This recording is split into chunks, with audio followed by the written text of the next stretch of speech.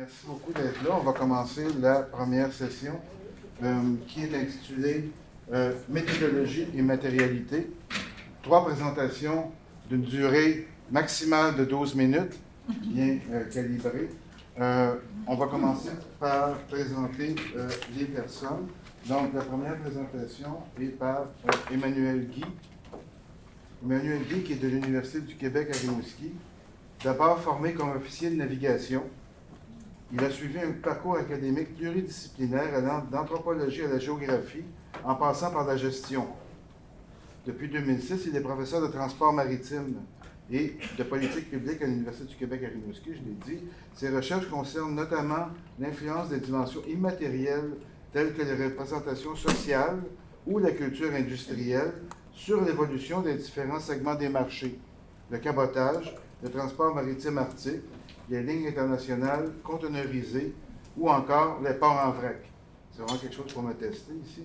Emmanuel Guy utilise les techniques de l'ébénisterie, j'aime beaucoup, pour proposer des œuvres d'art actuelles, empruntant à la sculpture et à l'installation, et en y ajoutant sporadiquement de la performance et de la vidéo. Il tente de matérialiser des processus invisibles, lents ou éphémères. S'il pose souvent le regard sur la résistance au changement, sa création en montre le caractère aussi inéluctable que nécessaire. Sa production artistique est diffusée depuis 2011 dans plusieurs expositions collectives, notamment en collaboration avec le groupement Voir à l'Est, le Musée du Bas-Saint-Laurent, le Centre d'artistes Caravansérail, merci. Il compte 5 expositions sur son dossier, entre autres chez Admaré, aux Îles-de-la-Madeleine, à Victoriaville, au Centre d'art actuel et au Centre d'exposition Rift à Ville-Marie, au Témiscamingue. Donc, je suis là. Voilà. Oui. Maintenant, le titre de sa conférence, de sa présentation, créer des installations sculpturales participatives pour étudier le transport des marchandises, récit d'une inversion méthodologique. La parole est à toi. Merci. Je vais commencer par quelques secondes d'observation.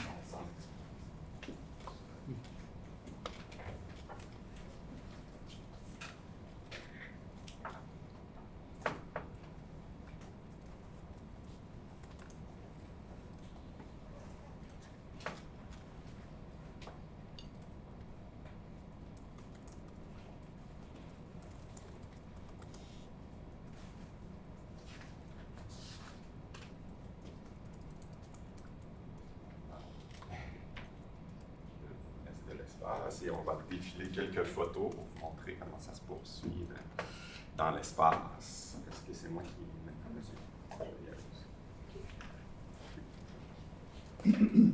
On y va en rafale et on revient ensuite pour contextualiser un petit peu plus.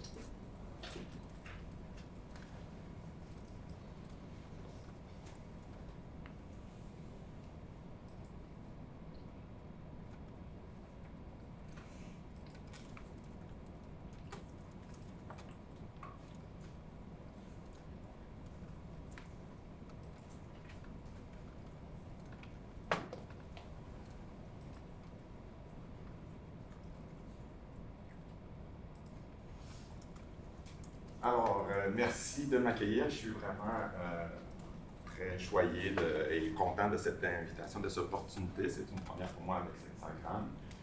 Je vous présente quelque chose en toute humilité qui est un projet en cours.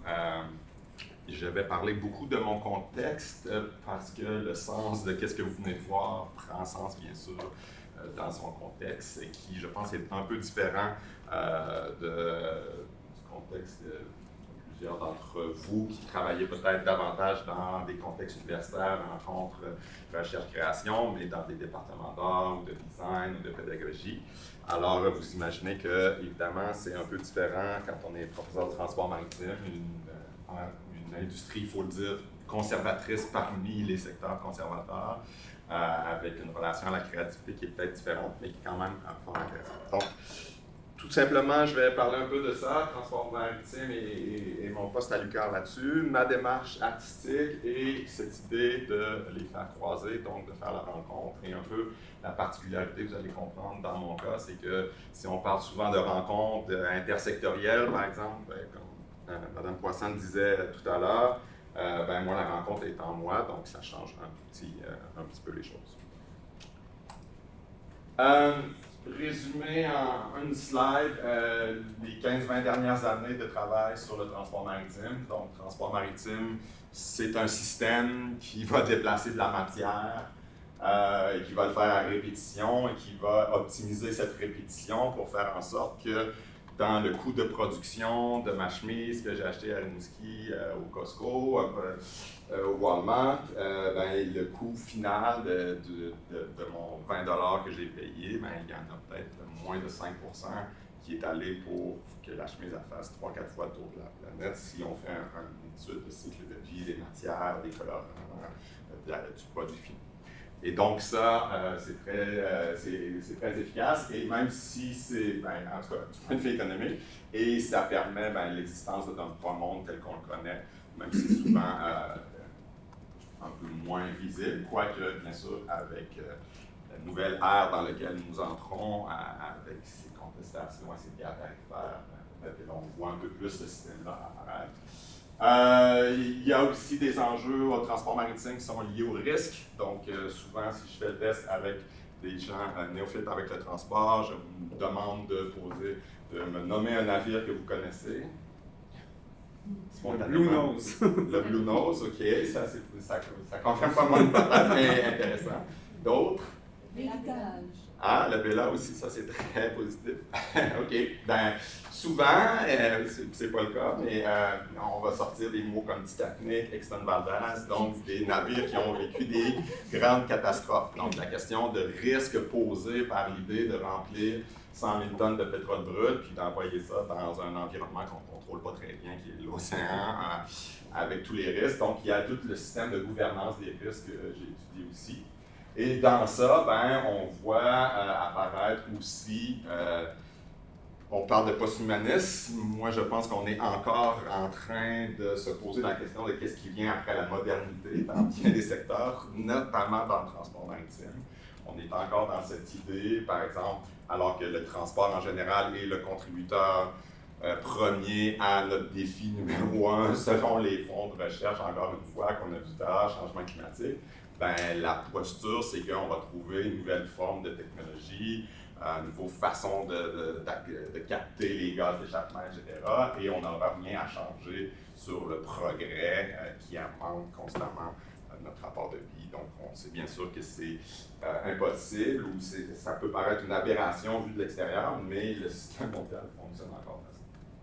Donc, il y a beaucoup aussi un autre enjeu qui est important, je finis là-dessus, tension entre agentivité. Donc, dans le domaine de la gestion, on va beaucoup parler des stratégies qui vont permettre de positionner une entreprise en particulier, démarquer de la concurrence pour amener son produit à vivre, mais alors que c'est aussi extrêmement standardisé, normalisé, essentiellement dans le transport, notamment dans la containerisation, qui est l'idée de la modernité, de tout ramener ce qu'on produit à un seul format de boîte, ou 2 ou 3 formats standardisés. Donc, j'en dis pas plus. Au niveau, donc ça, ben, c'est ce que j'ai fait à titre de professeur en transport maritime. Comme dans la bio, je n'avais pas pensé que la bio serait lue comme ça, mais c'est parfait. Donc, vous savez un peu ce que je fais, pourquoi j'ai eu accès à ce merveilleux privilège d'avoir un poste permanent de professeur. En parallèle, dans mon autre vie, donc on pourrait parler, hier on a entendu de polyvocalité, qui pourrait très bien traduire aussi ce que j'ai fait ici, mais de façon, ce qui est entendu dans la plupart des cas, donc d'y aller de façon assez séparée. Donc j'ai essayé 2 mondes.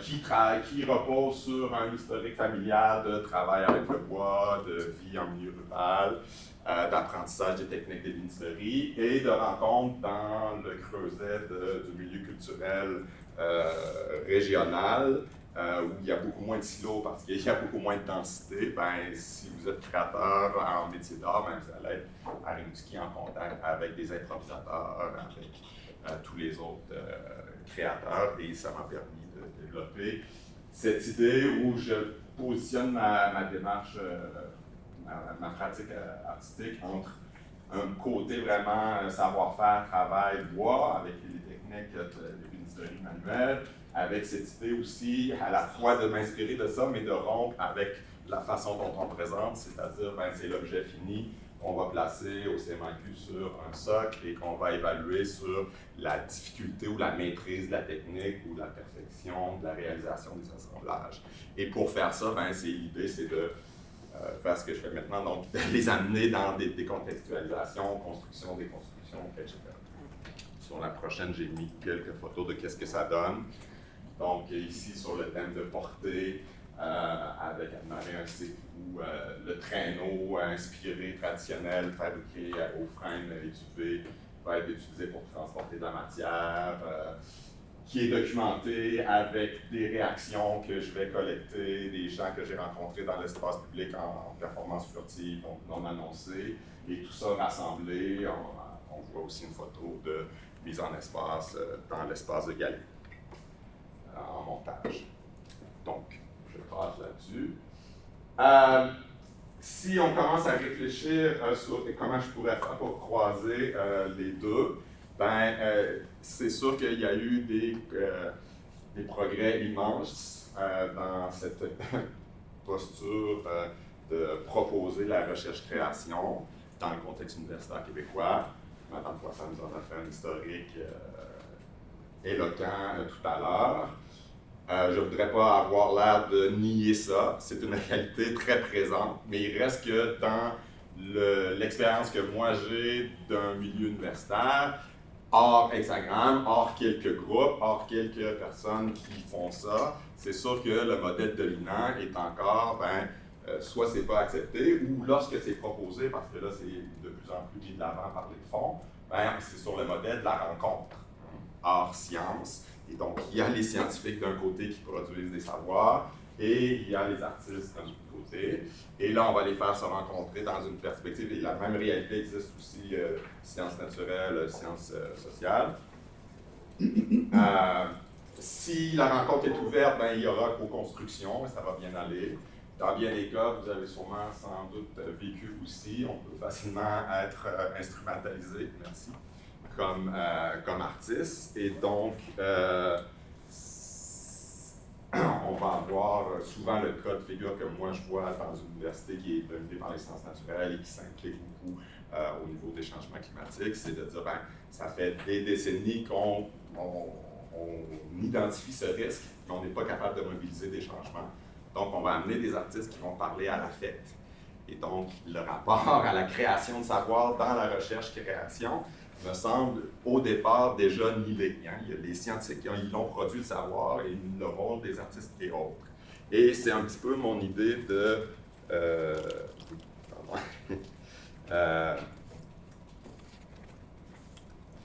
d'inversion, pardon.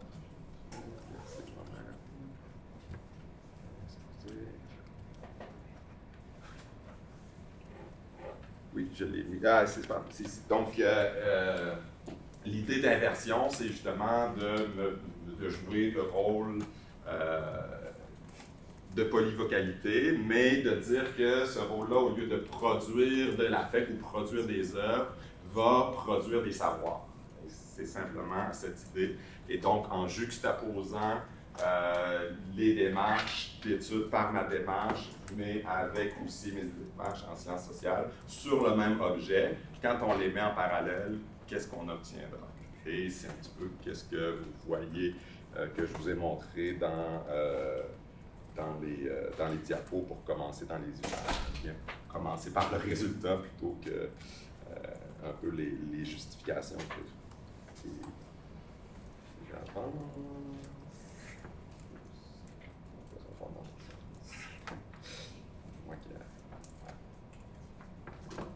Parfait, oui. Et donc, il y a création de cette série d'œuvres et aussi, je termine là-dessus, l'idée pour rôle d'inversion, d'inviter des artistes à jouer le rôle de conférence où je vais inviter des artistes, et je suis en train de sélectionner des gens, donc s'il y a des intéressés dans la salle, pour venir parler de spatialité, de matérialité et de sérialité dans leur pratique, mais faire écho à ces dimensions-là pour le transformer. Merci.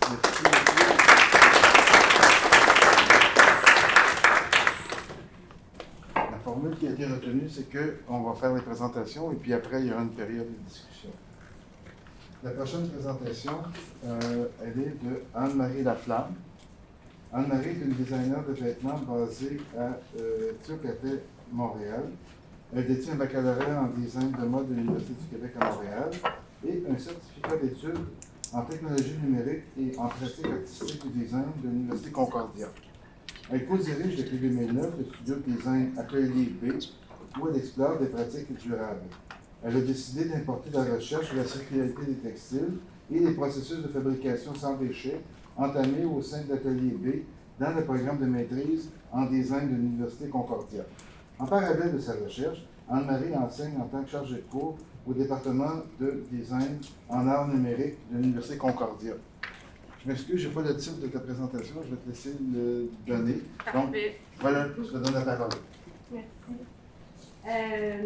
Donc moi, je vous amène dans une plongée visuelle dans ma fibre puis mes matières.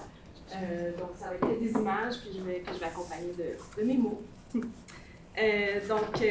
Comme ça a été dit, moi je co-dirige Atelier B avec mon amie Catherine Métivier depuis 15 ans. Et depuis quelques années, je me suis posé la question suivante. Quelle marque ce projet-là va-t-il laisser derrière? Est-ce que l'empreinte principale de notre projet va se trouver dans les déchets qu'on laisse derrière nous? Puis est-ce qu'il y aura un jour des archéologues du futur qui vont découvrir les étiquettes d'Atelier B dans des sites d'enfouissement? Donc, c'est avec cette pensée quand même inconfortable que je me suis mis à me concentrer sur la fin de vie de nos produits, puis aussi sur toutes les chutes textiles qu'on produit dans notre production manufacturière. Ça m'a donc mené à ce projet de recherche-création que je vais vous présenter aujourd'hui, qui est un dérivé justement d'une initiative plus large en circularité textile qu'on a lancée à l'atelier il y a déjà 5 ans. Dans le cadre de cette maîtrise-là, moi, je me suis éloignée d'une approche plus de design industriel que j'avais déjà à l'atelier. Puis je me suis plongée plutôt dans les déchets textiles à travers un processus plus radical puis plus ouvert, qui m'a même surpris moi-même par la recherche et le design. Donc, mon approche vise évidemment à susciter une réflexion sur les relations qu'on a avec les objets puis les matériaux. Mais je célèbre aussi la lenteur et la beauté imparfaite du travail fait main. Ce travail-là est enraciné dans ma propre expérience de designer, de vêtements particulièrement, puis aussi dans l'univers de l'atelier de couture dont je laisse des traces dans les projets. Puis à travers ces objets, sculptures-là, puis ces installations qui sont apparues, je pense que je remets en question un peu l'esthétique contemporaine qui privilégie des matériaux plus lisses et plus standardisés, ce qui n'est pas du tout mon résultat. Je mets plutôt de l'avant une esthétique qui est brute puis qui est rugueuse. Donc ces pièces-là portent les empreintes, comme je disais, des vêtements puis du processus de fabrication, puis j'essaie ainsi de relier le geste artisanal de la main puis sa mémoire au monde industriel.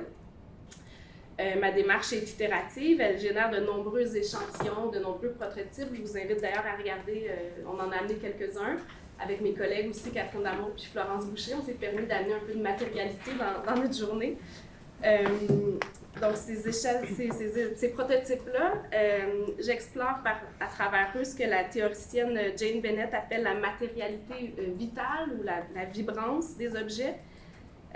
Donc, la reconnaissance de l'agentivité puis de la vitalité de la matière non humaine. Dans le cadre de mon processus de fabrication, c'est installé ce que je considère comme un dialogue avec les fibres qui me façonnent moi autant que je les façonne elles.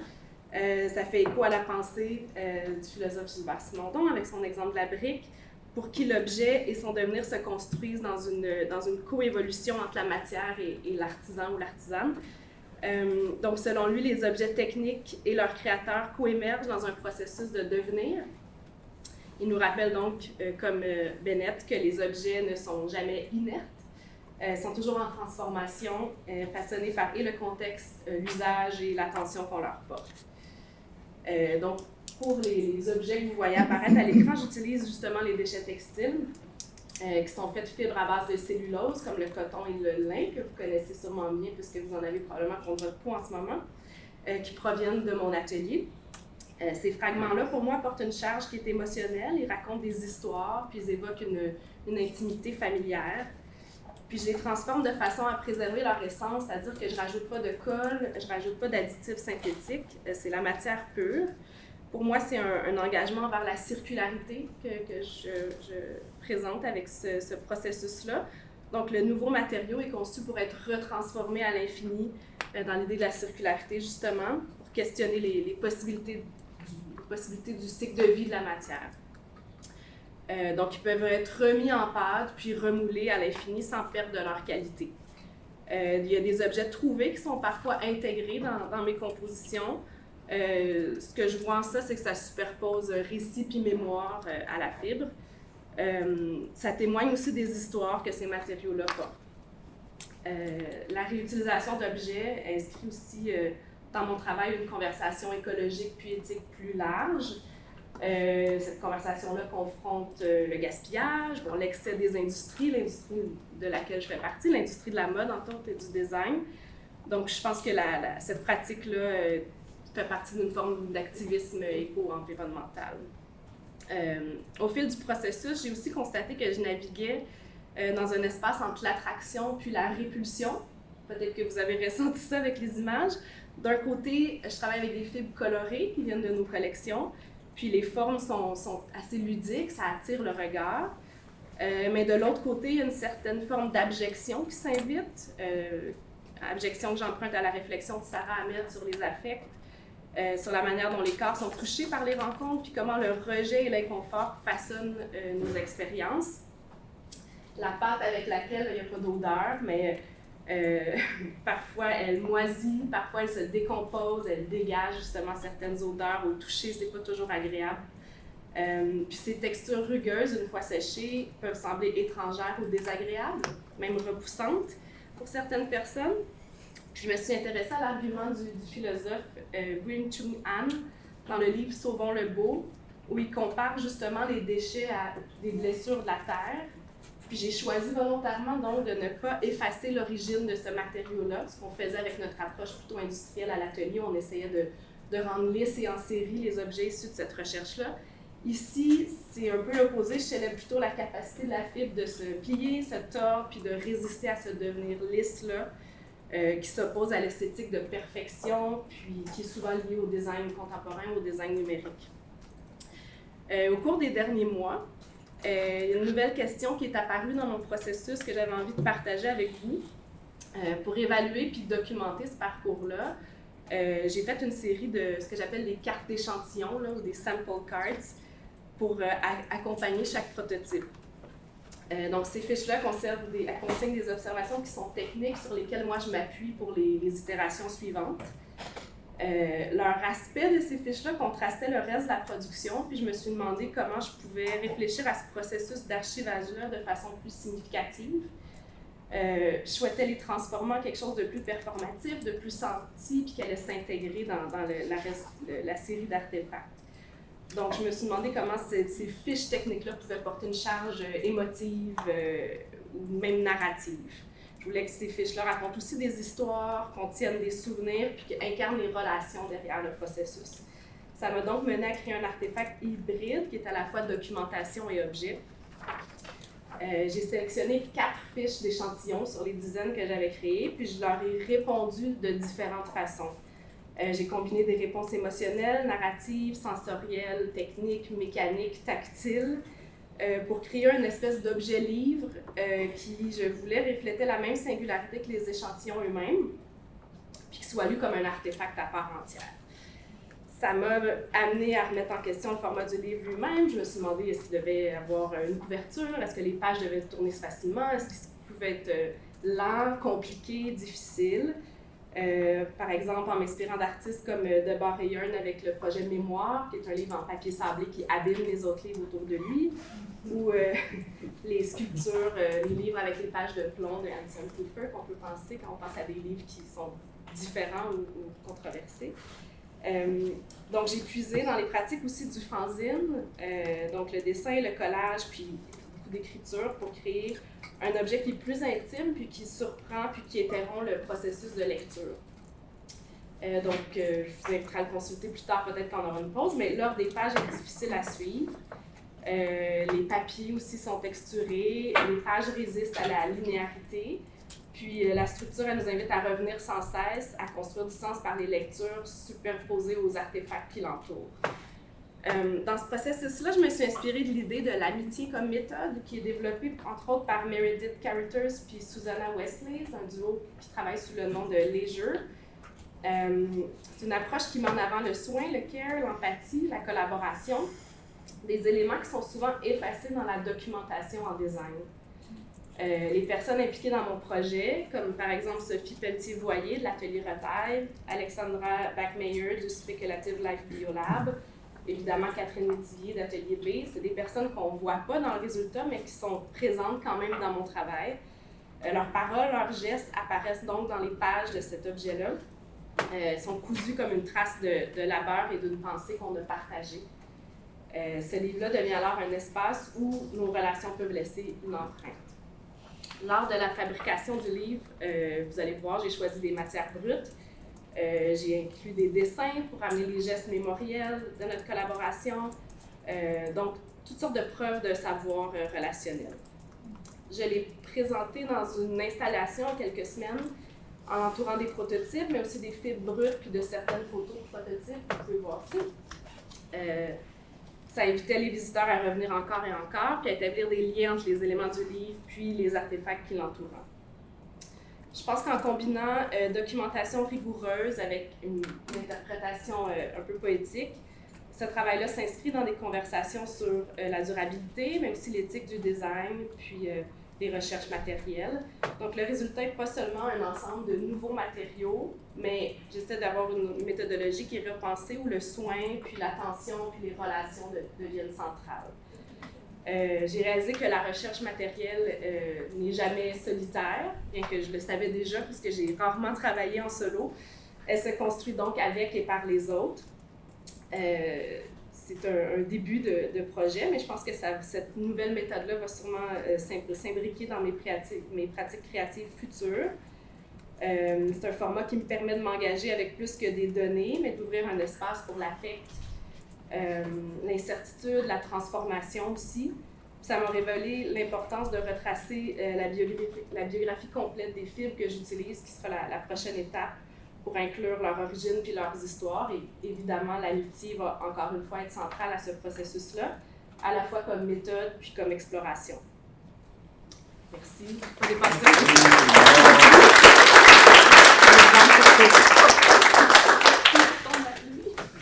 Merci beaucoup, Anne-Marie. On va passer à la dernière présentation de cette séance. C'est Camille Brunet. Camille Brunet est maîtresse de conférences en théorie de l'art et pratique de l'exposition à l'Université Toulouse Jean Jaurès, membre du LLA Creatis et membre du réseau Hexagramme. Ses recherches portent sur la saisie du monde vivant médié par les technologies dans les arts visuels et sur l'épistémologie des images. Elle a publié « Pensée d'hybridation, art et biotechnologie » en 2018 chez l'Harmattan et a dirigé plusieurs ouvrages, dont « Paysages sensibles, art et écologie » en 2023, « Seconde nature » en 2019 et « L'apparition dans les œuvres d'art » en 2020. Membre de l'AICA, son travail de critique d'art et de commissariat d'exposition est pensé en articulation à ses sujets de recherche. Et le titre de sa présentation sera « Pratiquer l'exposition comme lieu d'activation des rapports écologiques ». Camille, c'est à toi. Merci beaucoup et merci pour cette invitation. Alors, j'espère que je serai disciplinée pour le coup. Je vais tenter en tout cas voilà, de vous parler un petit peu là, de mes recherches actuelles qui portent donc, sur des œuvres d'art visuelles qui engagent la réflexion, une réflexion sur le vivant, notamment dans le cadre des bouleversements écologiques actuels. Donc c'est dans ce contexte-là que moi j'en suis venue en fait à développer un concept qui est celui de médium milieu, qui est un concept qui me permet de désigner l'investissement par des artistes de leur médium comme un milieu vivant, à la fois littéralement et métaphoriquement ou analogiquement. Donc ici, il s'agit vraiment de considérer les rapports écologiques avec lesquels ce type d'œuvre va être en prise, soit dans la production, soit dans la réception.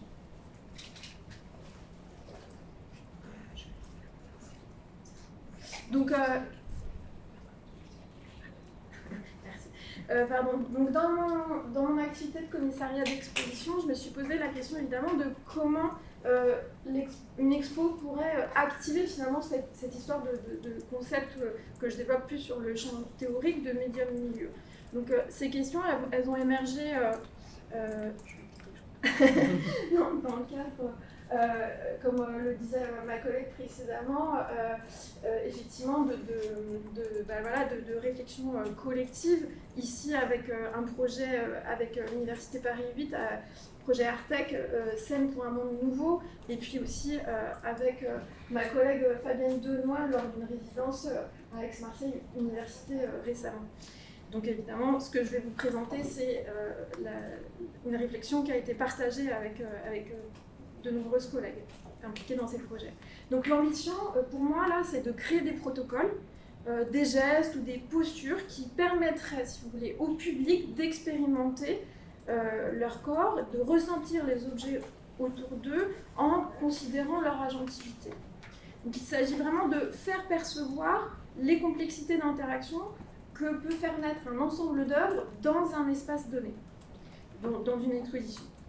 L'enjeu derrière ça, c'est évidemment, donc je l'ai dit, d'activer ce concept de médium-milieu, mais aussi de questionner ou d'engager plus exactement un basculement du regard. Je reviendrai sur ce que je veux dire par là. Ce qui implique ce basculement du regard, si vous voulez, de sortir de l'oculocentrisme dont on hérite en Occident depuis, avec cette histoire de la vision qui est très longue depuis l'Antiquité grecque avec Euclide. Donc pour moi, voilà, évidemment, le rôle du curateur, il ne se limite pas à rassembler des œuvres ensemble, pour le dire vite.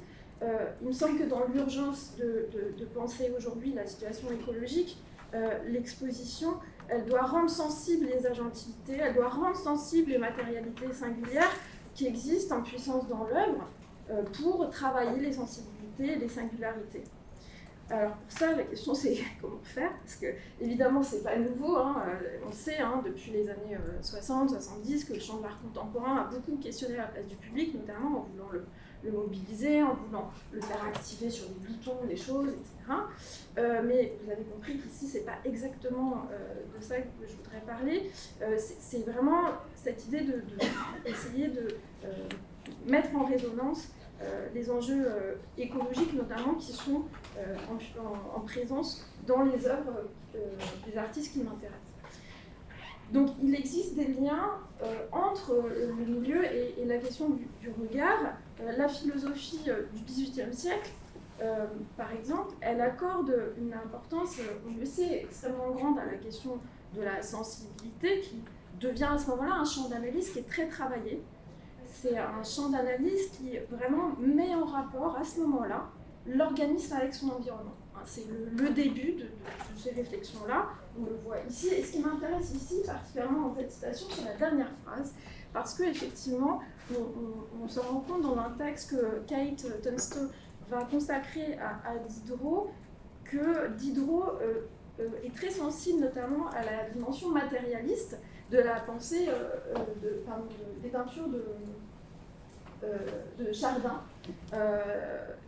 sur lesquelles il va écrire, puisque à propos notamment de la raie que vous voyez ici, Diderot va écrire ceci, il dit « L'objet est dégoûtant, mais c'est la chair même du poisson, c'est la peau, c'est son sang, l'aspect même de la chose n'affecterait pas autrement. » Donc voilà, on sent que effectivement la question du regard ici, elle hérite à la fois de la question de la vision et de la question de la visualité. La perception, c'est quand même, sur le plan étymologique, la question du discernement perspicéré, mais aussi la question de l'observation visuelle, spéciale. Donc percevoir, ça veut dire que c'est discerner visuellement. Et ça me paraît important de le dire, parce que ça veut dire qu'on a une tension entre activité mentale et activité physique quand on est dans cette posture-là. Donc on a vraiment l'idée que regarder, c'est un enchevêtrement entre un phénomène qui est physique, de la vision, et ce qu'on peut appeler visualité, c'est-à-dire un regard qui est construit, qui est influencé par un milieu. Alors, Vous allez me dire, tout ça c'est bien gentil, mais concrètement. Alors concrètement, à l'occasion du séminaire, du séminaire des basculements à Marseille, où on était en résidence avec Fabienne Denoël, ma collègue, on est parti d'un constat simple. C'est un constat sur le regard contemporain. Pour nous, il y avait vraiment une bascule du regard qui était indispensable à engager, parce que souvent notre regard est capté par les logiques capitalistes des GAFA. Le constat, c'est qu'on est entouré d'outils numériques qui bloquent notre regard. Notre attention est saturée d'informations. Il y a une forme de sidération, la sensation d'être comme un lapin pris dans les phares de la voiture. Et ça, on le voit à la fois par rapport à la question écologique au sens large, c'est-à-dire c'est quoi l'avenir de notre espèce, c'est la sidération, et aussi, plus simplement, sur le fait qu'on est au quotidien happé par des fils d'actu, des vidéos TikTok, d'autres formes et plein d'autres formes de soumission écranique du regard. Donc le regard, il apparaît finalement pétrifié, médusé par tous ces dispositifs-là.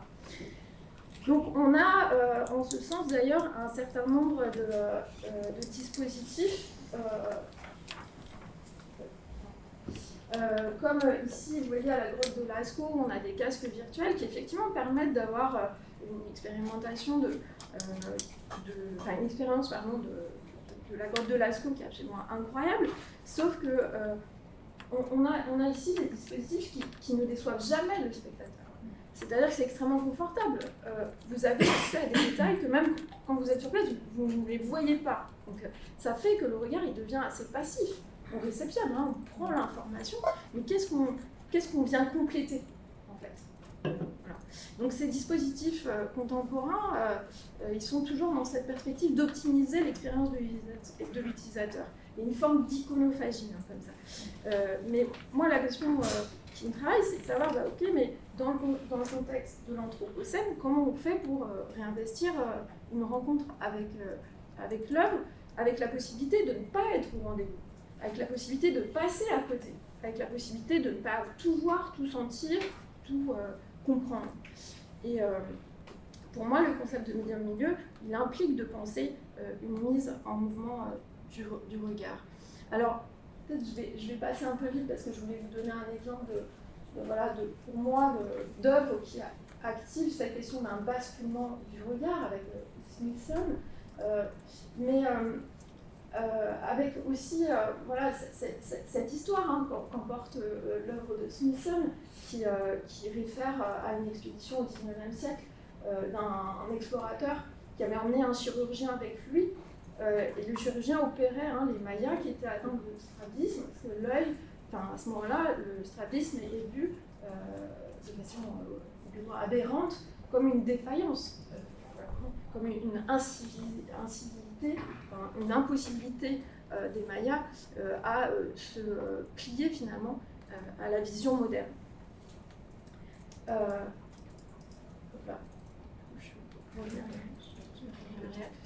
Et donc, ouais, super, merci beaucoup.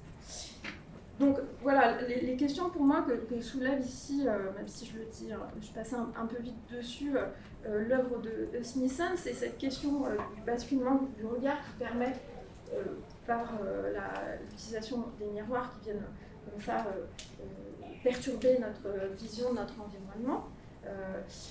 Et à ce moment-là, il y a une mise en mouvement du regard, c'est-à-dire le regard n'est plus médisé, fixé, il est activé.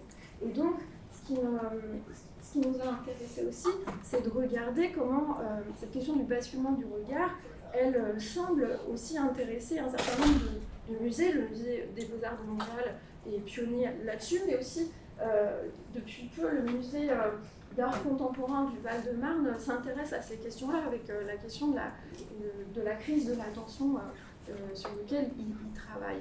Alors moi j'ai une vision peut-être moins pédagogique que ces musées qui proposent des visites avec hypnologues, des cartels sensibles, etc.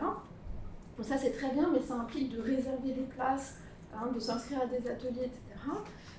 Moi j'avais plutôt envie de proposer, et c'est la dernière partie, finalement des interactions directes, donc notamment, je me proposais d'aborder les choses sous l'angle de la métabolisation et de la posture. J'ai parlé de la question de la, de la sensibilité, de cette question de la philosophie de la sensibilité qui apparaît au XVIIIe siècle, parce qu'à ce moment-là, il y a la question du goût. Et c'est drôle d'ailleurs, parce que Louise Poisson, tout à l'heure, a fait une métaphore sur le goût. Et moi, c'est ce que je fais très régulièrement avec mes étudiants. Je m'aperçois que dès que je veux parler des œuvres, je fais appel à la question du goût. C'est quelque chose qui arrive très vite et qui s'explique par cette longue histoire de la pensée, de la sensibilité. Et donc, ce qui m'intéressait ici, c'est de penser le goût non pas par rapport à la question de la beauté comme vérité, mais plutôt la question du goût comme vitalité.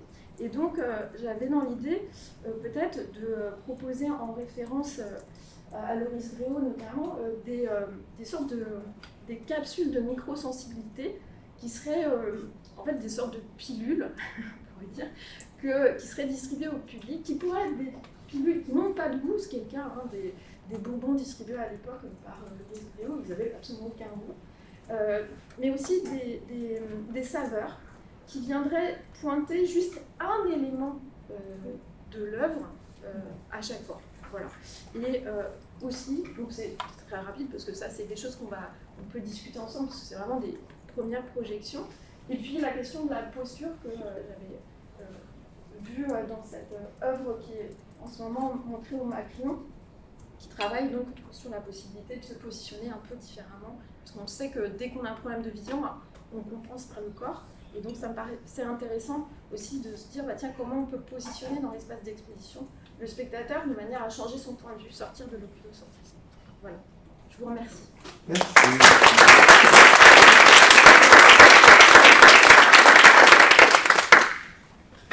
Merci beaucoup aux pour les personnes qui ont présenté. Maintenant, on ouvre une période de discussion. Questions, commentaires? J'avais une question pour Emmanuel. Oui. Bon, tu as des expériences dans les deux types de recherche, disons plus artistique, plus scientifique, classique. J'aimerais ça que tu nous parles de la relation au plaisir dans les deux formes de recherche. Est-ce qu'il y a des plaisirs acceptables dans l'un et dans l'autre? Comment le plaisir peut diriger la recherche dans l'un et peut-être pas dans l'autre? Dans ce cas, j'aimerais ça que cette notion-là soit abordée parce qu'en recherche scientifique, jamais le plaisir va être un critère dans une problématique. Ça va être même être, disons, isolé ou... Oui, en recherche, mon expérience, c'est qu'elle n'est inavouée, mais à côtoyer des collègues en recherche scientifique, sciences naturelles, ici, c'est un spécialiste des oiseaux, comme on a le cas, qui a publié dans Nature, tout ça, mais à la base, il tripe sur les oiseaux là, depuis l'adolescence et l'enfance, probablement. Donc, je pense qu'il est là. Il est très présent dans ma pratique, certainement artistique. Je pense que dans les deux cas, le plaisir, en tout cas mon expérience, le plaisir est souvent effacé aussi parce qu'on est dans un monde extrêmement concurrentiel d'aller chercher les publications, d'aller chercher et ça met à tout le monde. Je pense que c'est plus, mon expérience, ça serait plus que c'est le cadre institutionnel et le rapport à la concurrence qui vient effacer le plaisir que la nature de la recherche, qu'elle soit en sciences naturelles ou en art. Merci. Il y avait quelqu'un avant François-Joseph ou non? François-Joseph, vas-y. Oui, je regarde, puisque je suis derrière, j'avais le dos tourné presque pendant toute ta présentation. Désolé. Regarder les œuvres qui sont là. Donc, j'avais une question par rapport au format. Je présume que c'est uniquement des échantillons qu'on a ici. Mais la question, bien sûr, du format, ça va avoir référence à la durée de vie, et puis au recyclage, et puis à tous les déchets qu'on produit. Donc, est-ce que c'est quelque chose qui t'intéresse dans ton travail? Un vêtement, on sait quel format ça a, mais quand on a des chutes textiles, est-ce que tu peux en dire un peu plus sur ça? En fait, plus le projet avance, plus les échantillons sont grands et monstrueux, même, j'irais jusqu'à dire. Puis je pense que ça représente ce que je sens comme connexion, c'est le lien avec l'origine de ces matières-là. C'est des tonnes de déchets que notre petite micro-entreprise génère chaque année. Donc, c'est une micro-goutte d'eau dans ce que notre industrie produit au niveau des rebuts textiles. Donc, de faire des petites œuvres, on dirait que ça diminuait, ça embellissait leur origine. Puis là, on dirait que je sens un besoin que les œuvres parlent plus fort d'elles-mêmes. Donc, oui, là, c'est des petits objets, évidemment, parce qu'on les transportait dans une petite boîte ce matin. Mais oui, les œuvres sont de plus en plus imposantes. Puis on dirait qu'elles parlent plus fort, puis leur côté rugueux et repoussant même, plus on s'approche d'elles, plus ce sentiment-là est grand. Oui, c'est quelque chose que je n'avais pas envisagé au début de ma recherche. Vu que je travaillais justement plus petit, peut-être que j'arrivais à mieux contrôler la matière, puis elle est indisciplinée, elle prend le dessus dans les plus grands formats. Oui. Merci. D'autres questions, commentaires? Oui. J'ai une question pour Emmanuel. Je me demandais comment tes collègues réagissent quand tu leur parles de ta méthodologie.